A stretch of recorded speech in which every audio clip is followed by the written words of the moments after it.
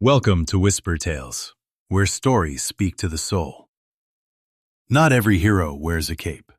Some are born in silence, in shadows, in broken places where hope barely breathes.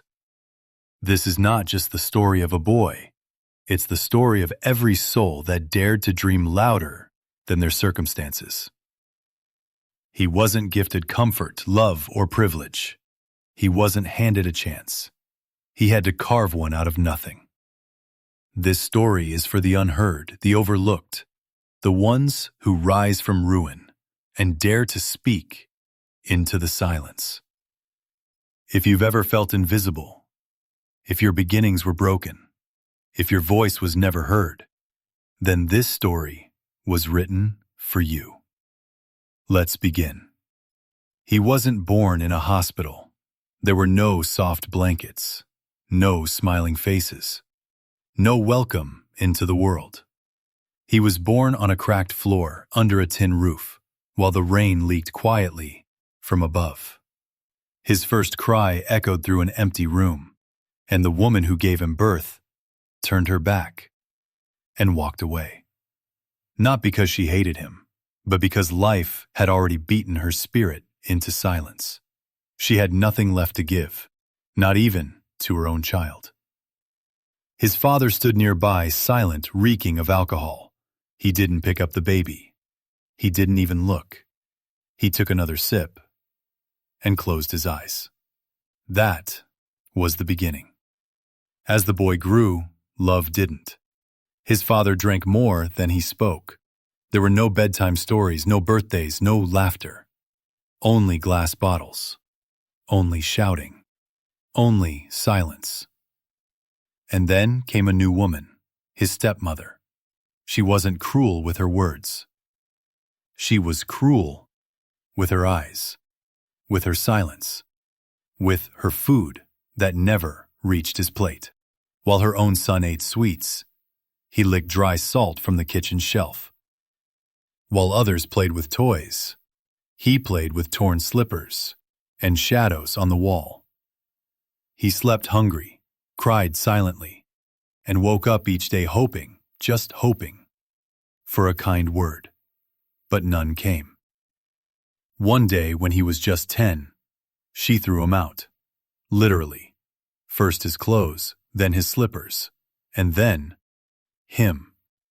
"You're not my burden," she said, and the door closed. He stood on the street, with nothing, no name, no coin, no home. But inside him, a small spark survived. A dream. Have you ever felt that the world stopped listening the moment your family did? That the silence around you became louder than your voice? But some people turn silence into strength. He walked till his feet hurt. Then he walked some more. Finally, a chai stall owner offered him work. 10 rupees a day. 16 hours. No complaints. He washed cups.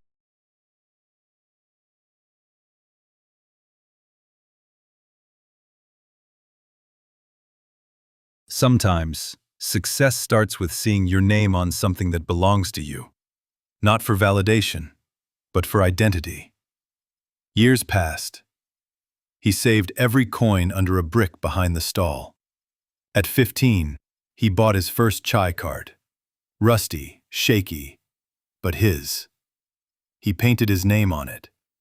Not because anyone knew his name, but because he wanted the world to. His first customer paid 5 rupees, and that night, he smiled for real. It's strange, isn't it? The more you fail, the more resilient you become. Because each failure carries a hidden lesson meant only for you. But success wasn't a straight road. He tried expanding, started a small snack shop, failed. Tried selling cold drinks, failed. Started a delivery service, was cheated. Again and again, life tried to push him down. But how do you break a boy who's already been broken and learned to rebuild himself? By 25, he owned 4 tea cafes. By 28, he started hiring kids like himself, homeless, hopeless, forgotten, but he never forgot. Never forgot the floor he slept on, the hunger he endured, the hands that never held him, and the dream that refused to die. One rainy evening, as the wind lashed through his tea cafe's shutters, he sat in silence, watching droplets race each other on the glass. A little boy walked in, wet, barefoot, shivering. "Sir, can I just sit here for 5 minutes?" He handed the boy a cup of tea, a towel, and a seat near the kitchen warmth. And for a moment, he saw himself. Have you ever looked into someone's eyes and seen your own past staring back? That's when you realize you didn't survive for yourself. You survived to help someone else live. The boy stayed. Eventually, he began helping with deliveries. And slowly, like magic, the same story began again. This time, from a better place. From then on, he vowed, no child under his roof would ever sleep hungry or feel invisible. His business began to evolve. People didn't just come for the tea, they came for the peace it offered. It became more than a stall. It became a symbol. By 30, he had a chain of cafes across the state. Each outlet had a small shelf of free books, free food for orphans, free tea for the elderly. He called it Sip and Smile. Then came awards, news interviews, invitations to panels. But every time a reporter asked, "What's your biggest success?" he replied, "My biggest success is that I can now buy slippers for a boy who has none." He was invited to give a TED Talk. His hands shook, heart raced, as he walked onto the stage. The spotlight was too bright, the silence. Sometimes your story doesn't need perfection, it just needs truth. That's what the world hears the loudest. After that talk, he was flooded with letters. Kids from small towns saying, "Your story gave me hope." One girl wrote, "I was about to give up, then I heard you." And he cried, for the first time in years, not because he was broken, but because he had become someone's reason not to break. His phone buzzed one morning, a call from abroad. An Indian businessman based in Singapore had heard his story and wanted to partner. The man said, "Your journey, it reminded me of my father. I want to help take your cafes global." He flew on a plane for the first time, window seat, shaking hands, wide eyes. He didn't speak English fluently, but when he stepped into that boardroom and began sharing his story, they listened, not because of his grammar, but because of his grit. He returned to India with investment, but not to grow richer, to grow impact. He expanded Sip and Smile to 5 new countries. Still the same model, one paid cup, one free for someone in need. At 35, he opened his first orphanage and called it House of Second Chances. There were no gates, no strict uniforms, just warmth, books, laughter, and dreams. Do you know what it means to create the world you once needed? That's the truest definition of success, becoming the home for others that you never had. He began to write, not books for fame, but letters, to kids in his orphanage, daily notes, encouragement, reminders that they mattered. Soon he was invited to a global youth summit. A boy who was once thrown out of a kitchen was now being called India's hope engineer. He wasn't seeking applause, but his story had become a mirror for millions, a reminder that broken beginnings can lead to beautiful futures. But life isn't a fairy tale. Fame brought critics. Former friends appeared claiming credit. Some tried to bring him down, saying, "He's no saint, he's just lucky." He went quiet for a few weeks, not because he was hurt, but because he didn't want to respond with noise. He chose action instead.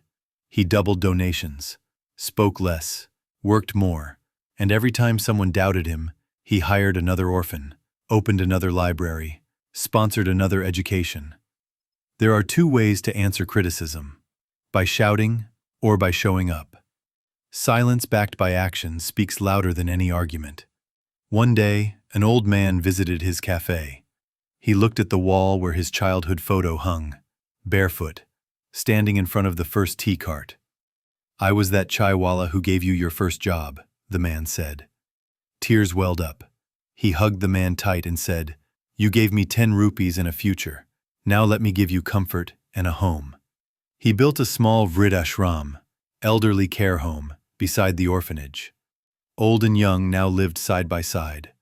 One gave stories, the other gave dreams. He turned 40, surrounded by 400 children, 78 elders, 600 employees, and 1,000 thank-you notes.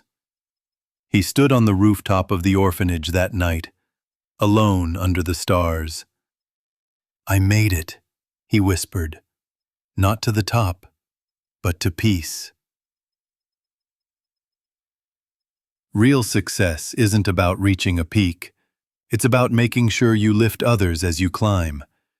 Because what's the point of light if it doesn't shine into someone else's darkness?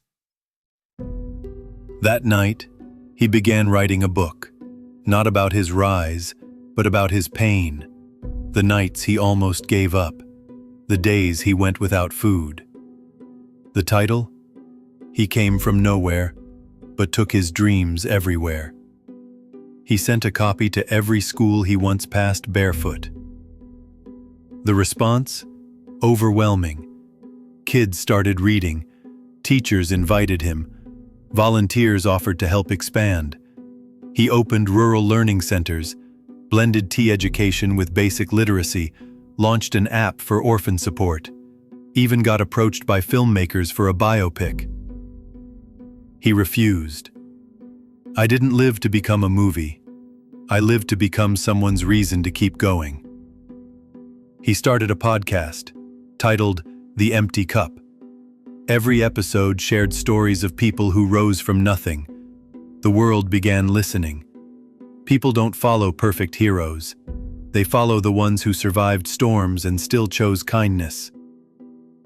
Because that's what we hope for in ourselves. At 45, he received a national award.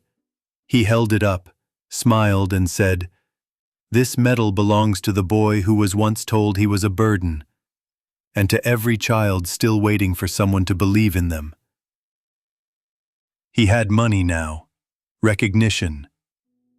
But what he valued most?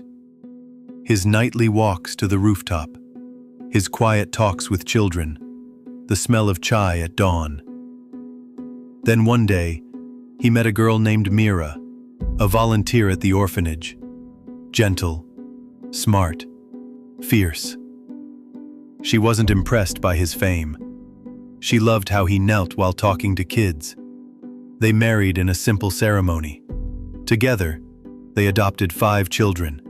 He laughed more now, cried more too, because healing wasn't in fame, it was in family. He was invited to address the UN. The boy who once licked salt for dinner was now dining with presidents. But even on that global stage, he said, "If you want to change the world, start with one hungry child. Feed them, love them, then teach them how to dream." Big change doesn't need big stages. Sometimes, all it needs is a cup of tea and a listening heart.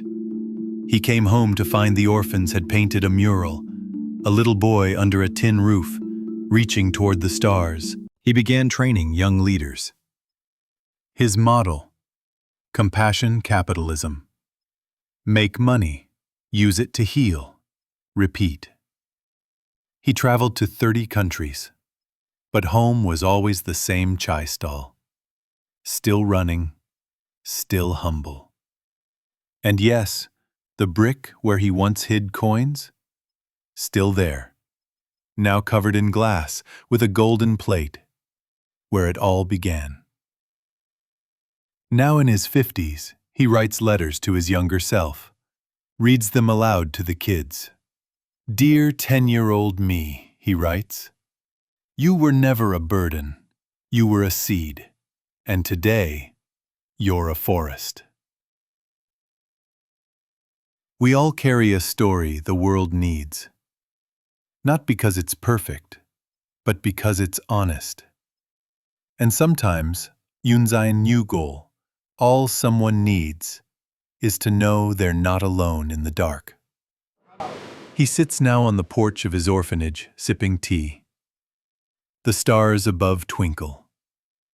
Somewhere, a barefoot boy walks past a broken street. And maybe, just maybe, dreams a little harder tonight.